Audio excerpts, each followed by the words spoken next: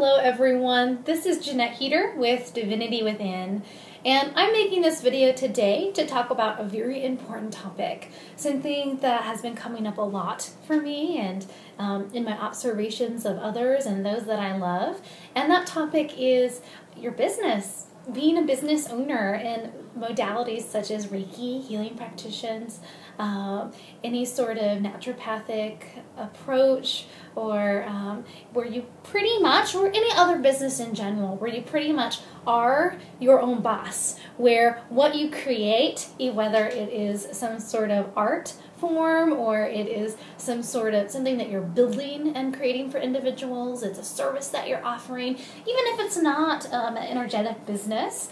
I just would like to talk a little bit about some things that just give you some tips and tools to help you on this journey. Because I noticed that a lot of individuals struggle, and they struggle greatly. And it's very heartbreaking for a lot of individuals because you're doing something that you want to do. You're doing something that you love, that calls to you on a deep level inside of your heart. And it can be devastating when it doesn't come to fruition, or when it takes a while to come to fruition. And it also can be extremely mysterious. We don't necessarily know the kind of places to hit to make what we do work. This is something that I want to share with everyone. So number one is confidence. Becoming confident in your craft, whether you're an energy healer, whether you are a massage therapist, you are creating, you're building tables or creating artwork, to become confident and expose yourself as much as possible to situations where you can practice your craft, whether it's going to Reiki shares, it is joining a club where individuals share their tips, techniques, tools, they try out their craft, attending a class, going to a spiritual class, a class in college, a class where an individual who has been proficient and is proficient in that thing. So become confident and find your own technique, your own way that you'd like to do and accomplish your very unique approach in your very unique business. The way that you're going to plumb, the way that you're going to build, the way that you're going to paint, the way that you're going to heal is going to be unlike anyone else in this world. There may be similarities, but you're going to do it very uniquely. And in order to be very powerful and to really step into providing a service that is in alignment with you, try out many modalities and approaches and find the one that works best for you. That's number one, and that's what a lot of us have accomplished. Many of us have degrees and have taken courses. So the next step is you need to market yourself. You need to get yourself out there. A lot of individuals are used to applying for a job, going through an interview process, getting that job, starting that job, and the whole structure is built up around you. You have customers or clients, you have things that you need to do, and at the end of the day you get a paycheck. When you begin your own business, it doesn't necessarily happen like this, yet our brains don't understand that. So a lot of times we get a call from the universe to start a practice, to start a business. Maybe the studio opens up, the partnerships begin to blossom, you find a place to practice your craft, and it's very exciting. And it usually and sometimes happens where it comes very synchronistically. So yes, everything's moving forward, you feel confident, you have a place to do your practice, and then what happens next is it's different than starting a job that already has a structure around it. When you hit your studio, people don't necessarily show up at your door, knocking on your studio door, asking for the service that you're providing. They need to know that you provide a service. People need to know, the right people need to know that you provide this service. They need to be able to find you and to hear about you and to be funneled into that studio, to be funneled into that place where you are doing something that is unique and magnificent to you. So you need to get yourself out there. One of the ways that people get themselves out there, if they're doing jewelry or they're selling items, Etsy is a great way. It's a little harder if you're a Reiki practitioner or you're a massage therapist. You need to find ways to market yourself, and it's kind of unlimited, the ways that you can market yourself. And the ways that are going to be most effective are the ways that feel resonant to you. So a lot of times it's meeting people face to face, having people see the passion and the desire that you have for your craft and the confidence that you have. The fact that you built confidence in the earlier stages means that when you meet people, you'll be glowing with excitement. And you'll be sharing your approaches and your modalities and your belief systems about what you do and how you are unique and special, because you are. Everyone is unique and special. Everyone has something specific that they do in a way that no one else does it, like I said before. So because you built your confidence and your excitement about what you do, you need to put yourself out there.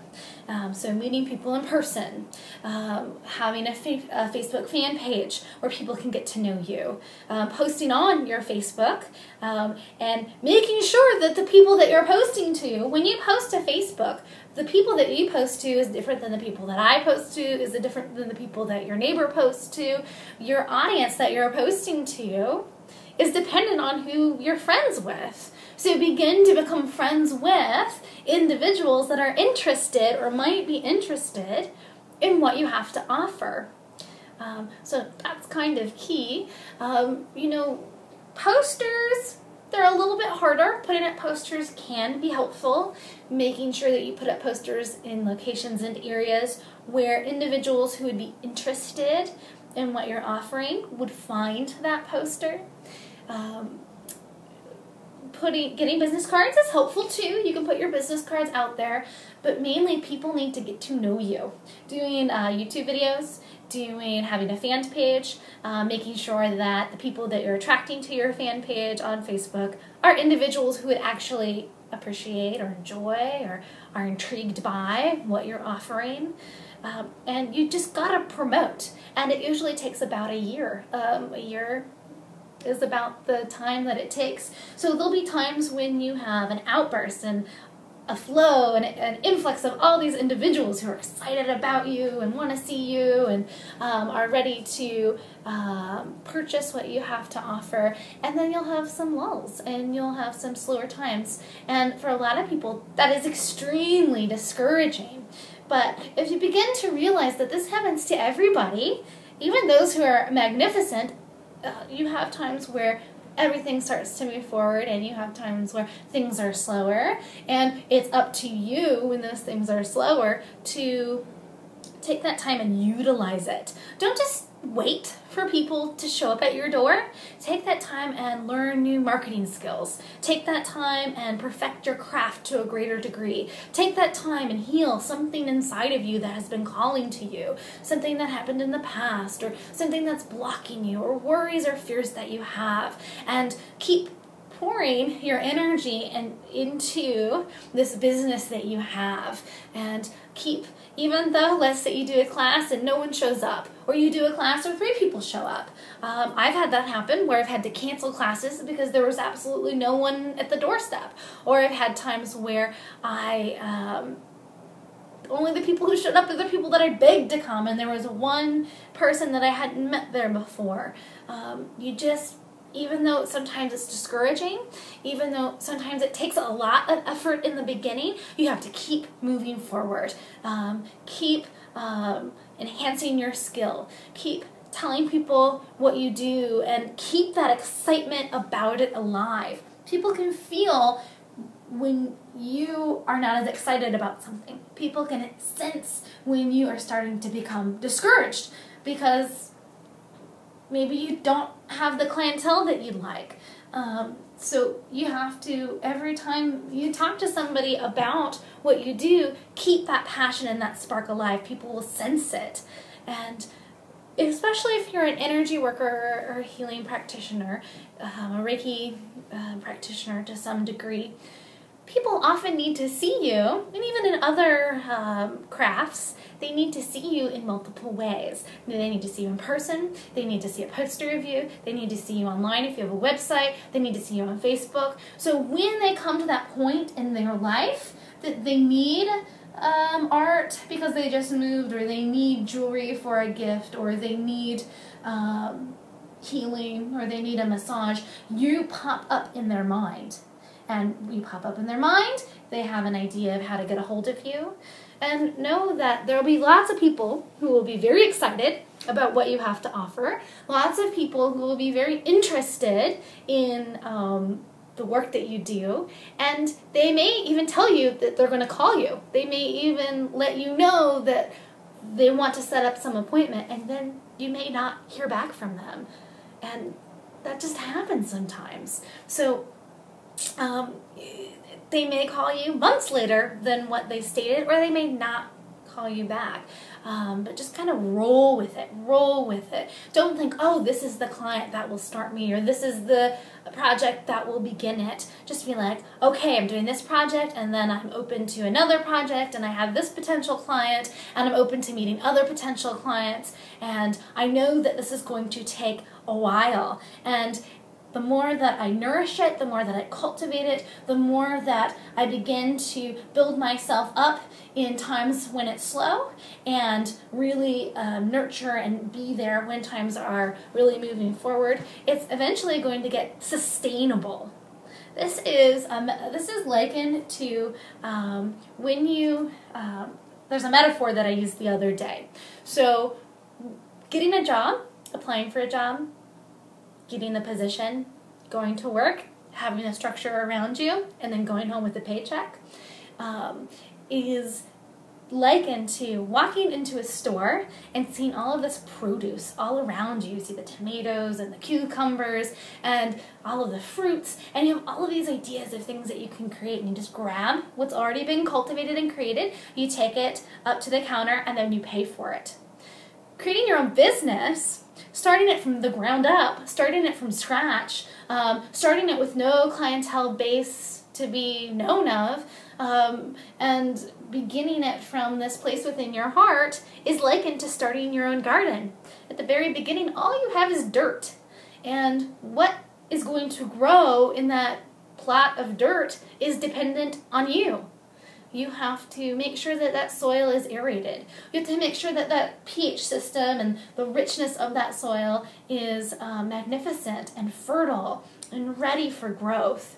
You have to plant the seeds and decide which seeds you want to plant. You have to water them and cultivate them. Plant them at the right time. Make sure that it is the right season for them. You have to understand the unique ways that each plant grows and what each plant needs to be nurtured and nourished. And they pop up. They just pop up, and they're really little. And it's very exciting when you first see them, but they're not yet producing the fruit and vegetables that you require. Yet they will. And if you just walk away from these little seedlings, they'll die. Or maybe they'll grow. Maybe some of them will survive. But it may be disappointing, but if you are a master gardener, you realize that this little seedling equals potential for great success. And the more that you nurture and cultivate and take care of and make sure that you're protecting them when storms come through, and you're making sure that they don't get caught up in some sort of frost, you'll have these beautiful plants that you've grown on your very own that are producing, that are giving the nourishment that you need. And anyone who's ever gardened knows how satisfying it is to grow and eat your own food. This is the same with a business. It is very different than getting hired and starting a new position. It is likened to growing your own food, and it takes a lot of time. It takes a lot of love. It takes a lot of learning how this works and cultivating it. And eventually, you'll begin to produce for yourself and sustain yourself. So keep going, and begin to find out where, if you have your own business, where it's kind of faltering, where you're succeeding, how you can make yourself more robust. So I hope this helps you. I'm sending you the best on your journeys and your adventures. Stay updated for any classes that I'll be doing on this very topic. And so many blessings and so much success for all that you decide to do. Okay, thank you very much, everybody. This is Jeanette Heater with Divinity Within.